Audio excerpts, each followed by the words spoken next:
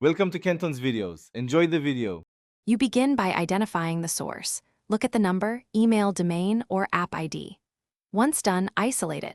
Block now and don't reply because responses confirm activity. Make sure to enable your device's built-in filters, spam, junk, or SMS filtering, so future messages route differently. Next, create a simple rule to auto-move similar messages to spam. This reduces manual work.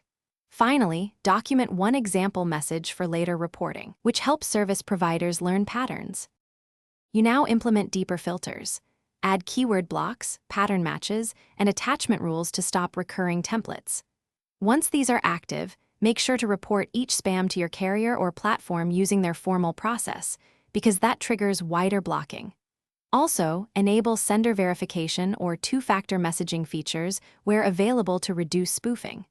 While applying rules, monitor a filtered folder for false positives. Adjust keywords gradually so you don't lose legitimate contacts. You finish by reviewing logs and trusted lists weekly, refining rules to balance strictness versus false positives. Once satisfied, make sure backup contacts and allow lists are intact. If messages still bypass filters, reset app permissions and reinstall the messaging app because corrupted settings can ignore rules.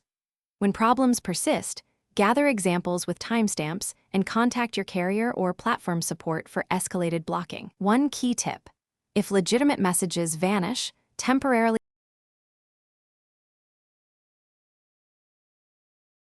Thanks for watching. Consider subscribing if we helped you.